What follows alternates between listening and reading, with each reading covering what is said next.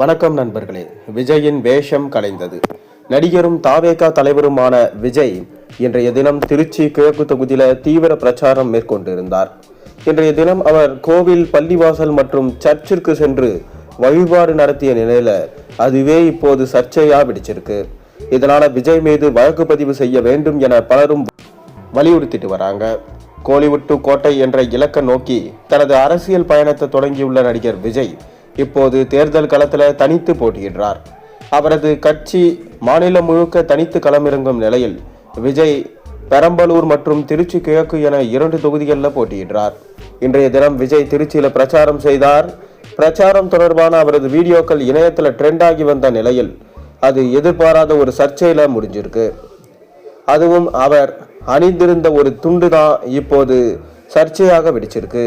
அதாவது திருச்சி கிழக்கு தொகுதியில இன்று விஜய் பிரச்சாரம் செய்தார். மக்களின் கவனத்தை ஈர்க்கவும் அனைத்து தரப்பு மக்களின் ஆதரவை பெறவும் அவர் நகரின் முக்கிய வழிபாட்டு தலங்களில் வழிபாடு நடத்தினார்.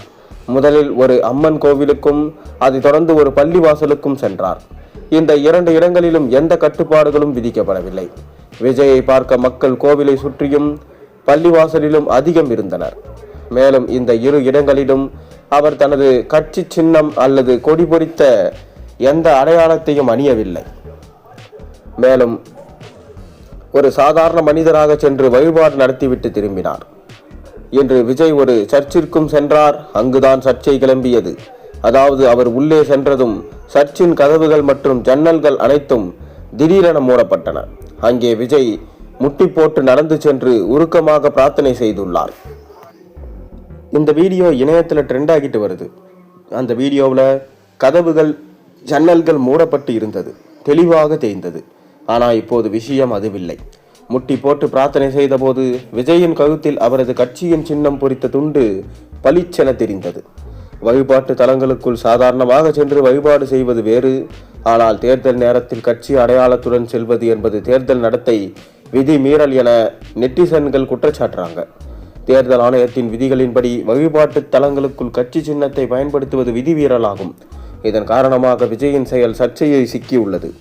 விஜய் கட்சி துண்டுடன் சர்ச்சைக்குள் சென்றது தெரிந்து செய்தாரோ அல்லது கவனக்குறைவா என்ற கேள்வியும் கிளப்பியிருக்கு. எப்படியாக இருந்தாலும் கட்சி துண்டுடன் சர்ச்சு சென்ற விஜய் மீது தேர்தல் விதிமீறல் வழக்கு பதிவு செய்ய வேண்டும் என நெட்டிசன்கள் தற்போது வலியுறுத்திட்டு வராங்க. முன்னதாக கடந்த வாரம் மதுரையில் இதே போன்ற ஒரு சம்பவம் நடந்தது. மதுரை மத்திய தொகுதியில் பிடிஆர் பழனிவேல் தியாகராஜனுக்கு எதிராக போட்டியிடும் சுந்தர்சி எல்லிஸ் நகர் பகுதியில் உள்ள ஒரு சர்ச்சுக்கு சென்றார். அவரும் அதிமுக சின்னம் பொறித்த துண்டை அணிந்து கொண்டு மக்களிடம் இரட்டை இலை சின்னத்திற்கு வாக்கு சேகரித்த புகார் இருந்தது. இது தொடர்பாக அவர் மீது வழக்கு பதிவு செய்யப்பட்டது. இப்போ அதே போல மீண்டும்